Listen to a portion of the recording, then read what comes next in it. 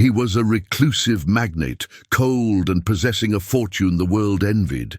But his world crumbled when on a forgotten road he encountered a vendor who utterly disarmed him.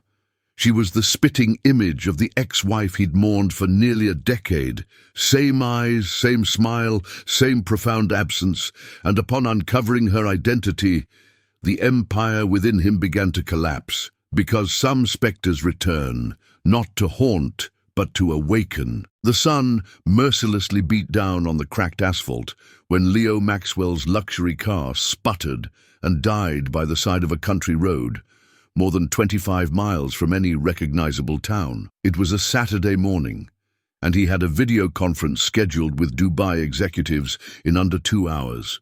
But there, in the heart of rural Alabama, his imported vehicle was nothing but a useless hunk of metal. With his blazer tossed onto the passenger seat and his cell phone devoid of signal, he started walking toward a small, makeshift market nestled under a few trees. That's when he stopped dead in his tracks. Behind a simple fruit stand, a young girl, or perhaps a nascent woman, arranged baskets of oranges with a delicate precision that seemed out of place in the dusty setting. But it wasn't this that froze him. It was her face. It was Clara, or someone identical to her. And in that instant, Leo forgot the car, the meeting, even his own name. Leo Maxwell was no countryman.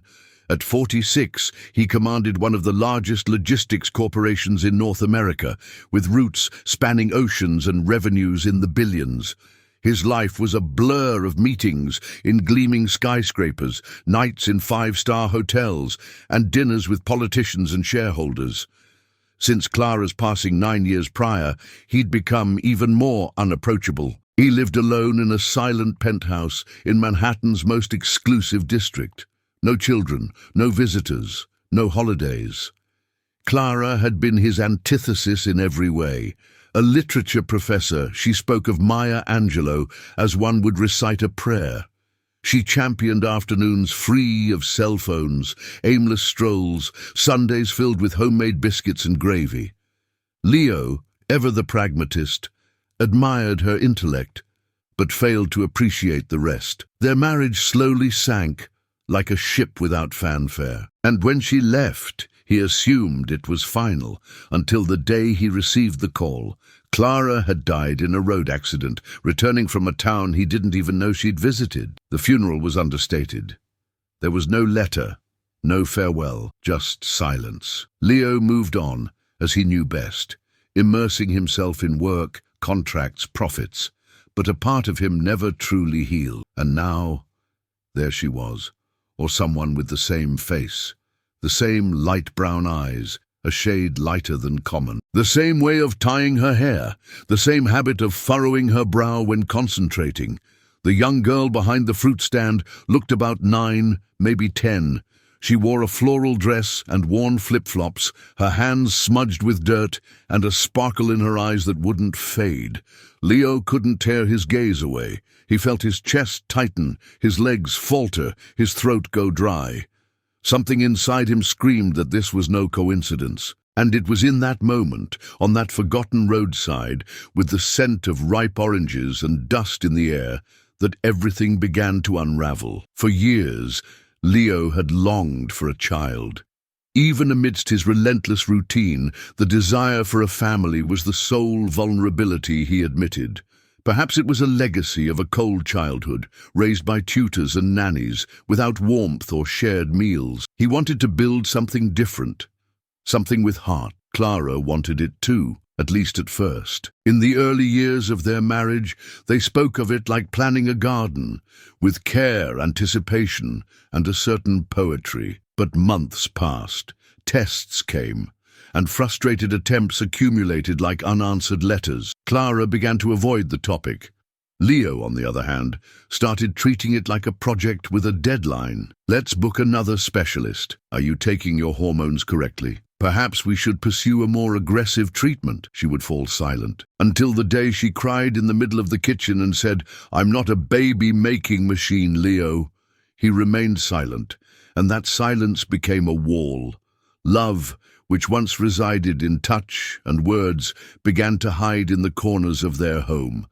Dinners lost their flavor, mornings, their conversation. They slept together yet seemed like strangers. Clara asked for space. She said she needed to breathe, to understand what still existed between them. Leo, though reluctant, agreed. He thought she'd return. She always did. But not this time. Weeks later, the divorce papers arrived. Clara asked for nothing, only freedom. Leo signed, coldly, clinically, as if it were just another contract. But when she left, she took something he could never reclaim: hope. 3 months later, she was dead. A truck, a botched turn, a one-way destination. He wept alone, in the bathroom, silently. He never told anyone, not his siblings, not his partners. Since then, Leo never spoke of children again, never spoke of Clara, never spoke of love.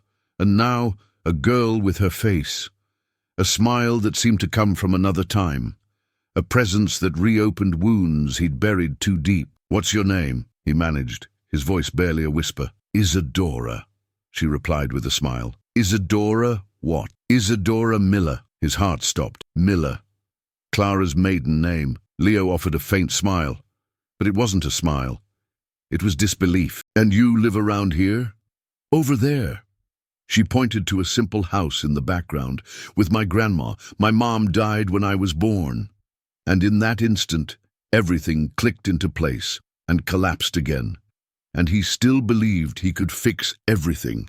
Leo returned to his car, unsure how he got there. His steps felt automatic. His hands trembled so much he could barely open the door. He sank into the driver's seat, the engine still lifeless, and stared fixedly into the rearview mirror, where the image of the market and the girl distorted in the heat. Isadora Miller, 9 years old, same eyes, same demeanor, same last name. His mind raced in circles. Clara had died 9 years ago. 9 years. The girl's age. No, it can't be. But it could. And maybe it was. On the drive back to the city, after his car miraculously sputtered back to life, Leo felt his chest ache as it hadn't in a very long time. Deep down, he knew. He'd always known. Clara had disappeared for months after the divorce, didn't answer calls, didn't reply to emails. Then she died, without ever speaking to him again.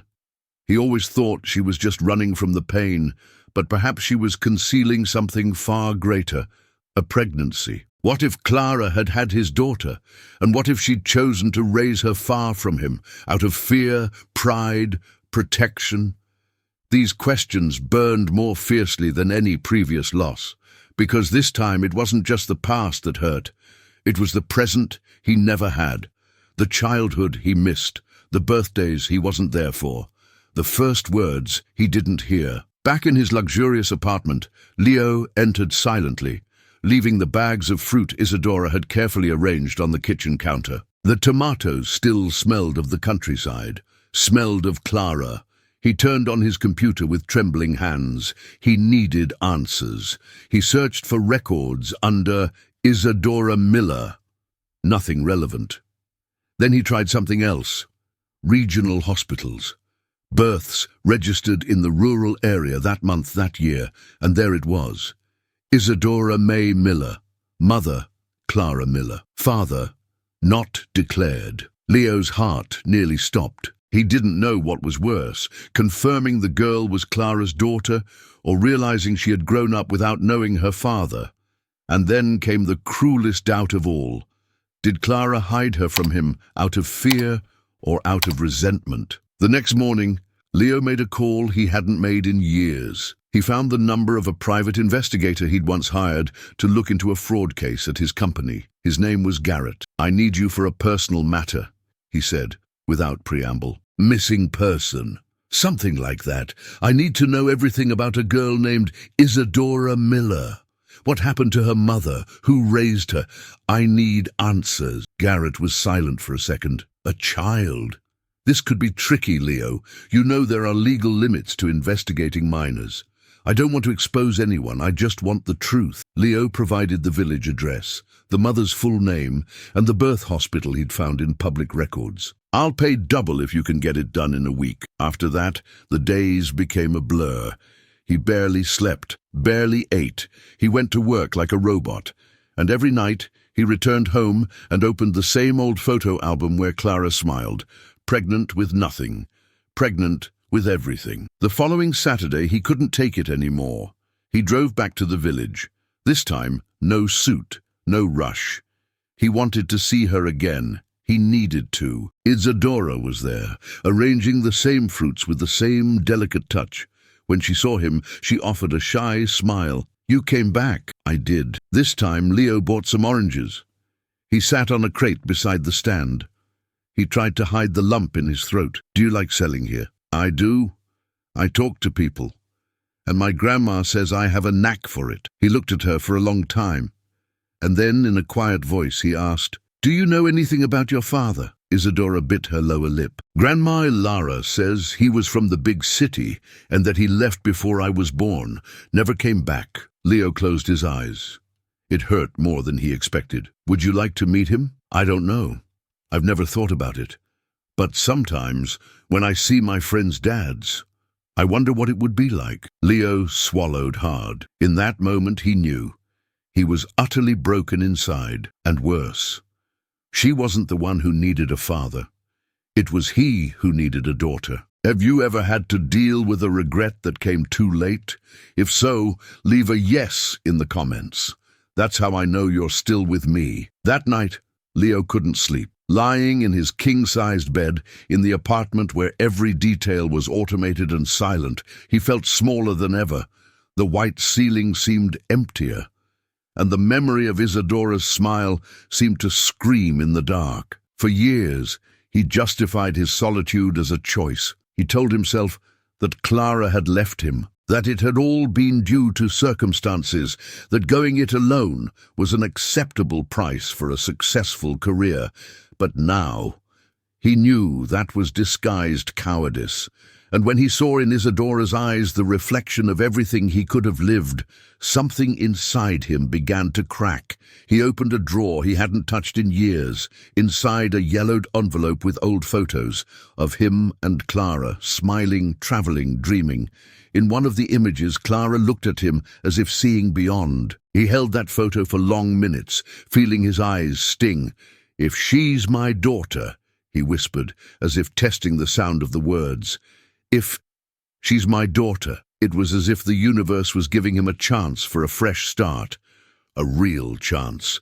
But it was also a responsibility he never imagined he'd have the courage to take on. The next morning, Leo called the detective even before the sun rose. "Garrett, please, do you think you can get the investigation results this week? I'm close. But there's something, Leo.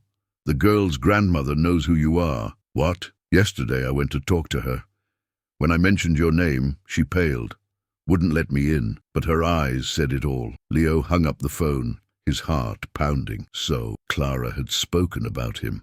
The old woman knew, and that changed everything. He spent the entire day with a single thought hammering in his mind. "I don't know if I'm capable, but for the first time in years, I want to try." On the following Saturday, Leo returned to the village. This time, he was different. He exchanged his expensive blazer for a simple shirt and dark jeans. He left his Swiss watch in the drawer. He wanted to appear less executive and more human. Still, he felt out of place. The market was the same smell of fresh fruit, the same beaten earth floor. But, for him, everything now carried a different weight. Isadora was there, smiling at customers with the natural charm of someone born to captivate. When she saw him, her eyes scanned until she recognized him. "You came back!" "I did. I came for more of those miraculous oranges." She laughed and began to separate some fruits, carefully placing them in a bag. Leo watched her every movement, as if trying to capture traces of Clara in her smallest gestures. The way she tucked her hair behind her ear, the way she wrinkled her nose in thought. "Do you always come here alone?" "Almost always. Grandma Ilara only shows up when the stand is busy. She trusts you a lot, doesn't she?" "Yes. She says I inherited my mom's strength." Leo took a deep breath, trying to keep his voice steady. Do you remember her? Not much, but Grandma tells many stories. Says she was sweet and stubborn, just like me. They laughed together. The laughter came easily, but the silence after it was heavy. And your father? Do you ever think about him? Isadora hesitated, then she replied with a sincerity that stung. Once in a while, like when we watch family movies, or when it's my birthday, and I wonder if he knows I exist. Leo swallowed hard. He knew. Now he knew, and if he truly stood before his own daughter, the lost time would never return. But what he did from then on, that yes, could change everything. If you could meet him, what would you ask? Isadora thought for a moment. I think I'd ask why he left before even getting to know me, and Leo felt as if he'd been punched in the chest. There was no room left for doubt. He needed to act. But deep down, the hardest question wasn't hers. It was his. Is it still possible to be a father? Leo spent the rest of Saturday parked in his car, a few yards from the market, watching from afar the girl who, all signs indicated, was his daughter. Isadora laughed with other vendors, helped an elderly woman carry bags, offered bananas to an old man with a cane, with an unhurried kindness. And all of it broke him inside. She didn't seem to lack anything. She had a simple life, but one full of meaning. The kind of life he would never know how to give, and perhaps never truly understood. When he returned home, he found an email from the detective with attached documents. Birth certificate, school records, hospital report. Everything matched. Clara had given birth alone. She died during childbirth. The maternal grandmother took guardianship. Father, blank field. Leo stared at that blank space as if it were screaming. It was where his name should have been, but it wasn't, and that hurt more than any rejection. He spent the night wide awake, lay on the couch, got up, opened the fridge, closed it, tried to watch TV, but everything seemed pointless. He went to the bedroom and stared at his own reflection in the mirror. He had aged, wrinkles around his eyes, weariness in his shoulders, and an emptiness that nothing could fill. You have a daughter, he said to his reflection, and what are you going to do about it now? The answer didn't come easily, because he knew. If he approached, he couldn't do it halfway. He couldn't play weekend dad. He would have to be present. He would have to give up things, and that terrified him. How to change his life at 46? How to make room for a child when he barely knew how to care for himself? What if she didn't want to know him? What if she rejected him, as he had rejected Clara so many times? And what if it was simply too late? But somewhere inside him, Leo felt a new strength. It wasn't courage, it was necessity. He didn't know what the future would bring. But there was something about Isadora, the way she held the fruits with care, the way she spoke of her mother, that made everything he considered important seem too small. And that's when the phone rang. It was Mrs. Miller.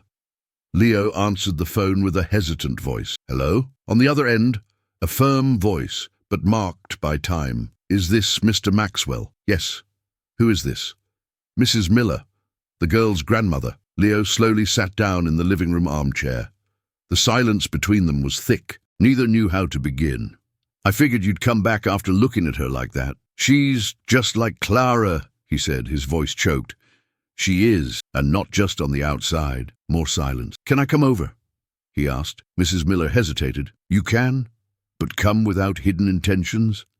Isadora is just a child, and she's lost enough already. 2 hours later, Leo was sitting in the kitchen of a simple house, smelling of brewed coffee and old wood. Mrs. Miller watched him as if weighing a promise. Clara never told me she was pregnant, he began. She didn't want to tell you, the old woman replied, without hesitation. Why? Because she believed you wouldn't know how to love the daughter without loving the mother. And at that point, she had already lost hope in both of you. Leo lowered his head. Each word felt like a clean cut. She died, without giving me a chance to prove her wrong. Or she died trying to spare you more pain. Mrs. Miller got up, went to an old cabinet and took out a small box. From it, she pulled an envelope with Clara's delicate handwriting. On the front, it read, "To Isadora's father, when he is ready." Clara wrote this letter the week before giving birth. She made me promise I would only deliver it if you ever appeared of your own free will, not out of guilt, not out of pressure, but out of love. Leo took the envelope with trembling hands. He didn't open it. Not yet. He was afraid of the truth he might find there. But deep down, he already knew. Everything inside him screamed for it. "I want to meet her," he said. "She deserves to know who she is." Mrs. Miller sighed. "Are you sure you're ready for this, Leo? Because if you open this door, you can't leave anymore." Leo looked her in the eyes. "She's lived her entire life without me. The question now isn't whether I'm ready. It's whether I can live another day without her." Late that afternoon, Isadora arrived home from the market early, carrying an empty bag and a tired smile. "Grandma, I sold everything." But she stopped when she saw Leo in the kitchen. Her eyes widened in surprise. "You came back." He slowly stood up. "I did, and I have something important to tell you." She looked at her grandmother, who nodded silently. Then she faced Leo. "Is it about my mum? It's about her. And about you." He knelt before her, his voice trembling. "Isadora, I believe I am your father." The girl looked at him, her eyes too wide for such a monumental revelation. For an instant, time stopped. And then, she said softly, "I always thought you didn't exist." Leo smiled through tears. "And I spent my whole life without knowing you existed." Isadora thought for a few seconds. Then she asked, "If it's true, will you stay?" He didn't hesitate. "Yes, if you want me to, I won't leave again." She slowly approached him and hugged him. It was there, in that small yet immense gesture, that everything changed. The executive dissolved. The father was reborn. And for the first time in a very long time, someone stayed. 3 months had passed since that embrace in Mrs. Miller's kitchen. On the porch of the small house he'd bought a few miles from the village, Leo now watched the late afternoon with a cup of coffee in his hands, and Isadora playing with a stray dog they'd adopted. Its name was Poe, in honor of her mother's favorite author. The house was simple, with a polished concrete floor, old windows, and a yard he hadn't yet learned to tend. But there, he found something none of his luxury apartments ever offered. Peace. Every day, he drove Isadora to school, helped with her homework.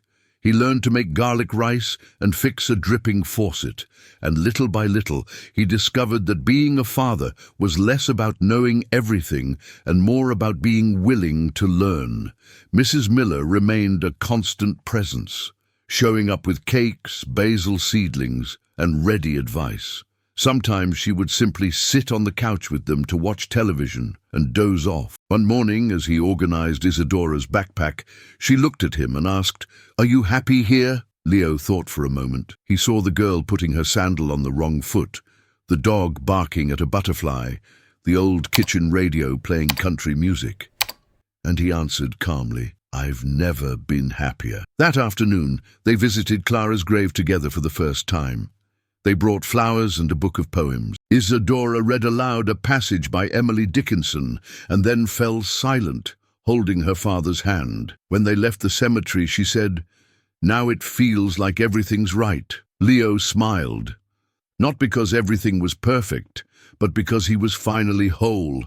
He didn't conquer time, nor did he undo his mistakes, but he rebuilt with what remained. And that was more than enough. Leo learned, in the hardest way possible, that love without presence is just a memory, and that time, even when it hurts, can heal, if we have the courage to begin anew. For years he believed that building an empire was the same as building a life. But no building he erected was as solid as Isadora's gaze when she called him Dad for the first time. He didn't witness her first cry, nor her first step, her first tooth, her first tempera painting. But now, he had today. He had the scent of her hair after a bath. He had the chance to be there for the science fair, the school play, the midnight nightmares, and he discovered that being a father was this, not about where you were when it all began, but about where you choose to be now. Clara's letter, which he read days after that first encounter, said, "If you are reading this, it's because you had the courage to show up. Thank you for giving her what I couldn't, and for giving yourself what you were always afraid to deserve." Those words echo in his mind to this day, because in the end, Clara didn't just leave him a daughter, she left him a new chance to be a better man. And perhaps you, watching this, are also carrying old regrets, or waiting for a fresh start that seems impossible. But the truth is, life doesn't always give second chances. When it does, we cannot squander them. Sometimes you can't go back in time, but you can truly be in what remains of it. If this story touched you in some way, if at any moment your heart ached, leave a like here. It's the simplest way to say, I felt that too. Now tell me in the comments what city you're watching from. Seriously, I read all of them and make a point to respond kindly to those who take a moment to comment. And if you believe in the power of stories like this, subscribe to the channel. We still have so much more to experience together here. Don't leave now. Choose one of the 2 stories I've left on screen for you to watch next. I'll see you in the next video.